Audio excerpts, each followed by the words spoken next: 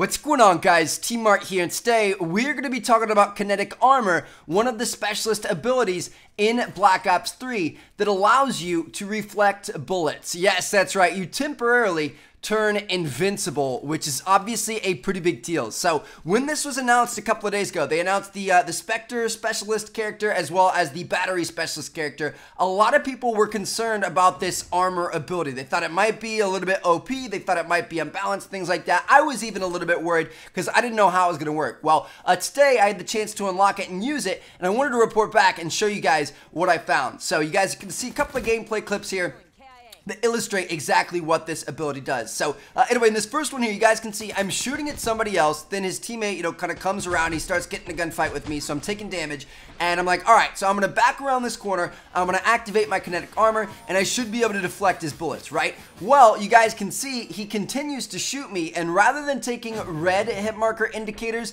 I'm taking blue hit marker indicators, and that, my friends, is the kinetic armor at work. So the way this thing works is it's essentially a ballistic vest. If you guys remember those from like Ghosts and Modern Warfare 3 and stuff like that. So when you have this thing active, if somebody's shooting at you, they have to shoot through this kinetic armor to be able to get to you. It lasts for, I don't know, 2, 3, 4 shots, depending on what type of weapon it is, the range, stuff like that. But once they get through that, then they can start shooting you like normal. It's not like a completely invincible shield where you're not going to be able to shoot it for 5 straight seconds. Like, no, you have to put a couple of extra bullets into that person, and then you're going to be able to take them out. So you guys can see, I still die anyway. So again, it's not straight invincibility. It's nothing to worry about. It's nothing to be upset about or worried about.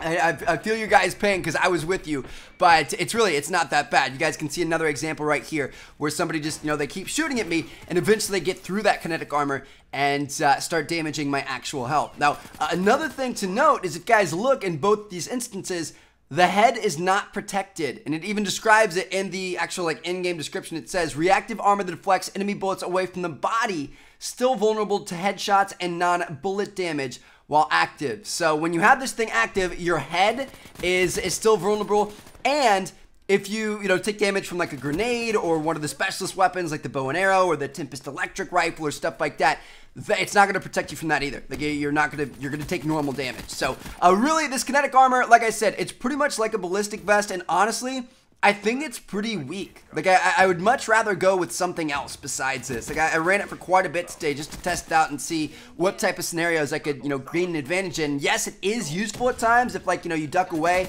somebody's chasing after you, you're a little bit weak, you can turn this thing on and hopefully be able to win the gunfight.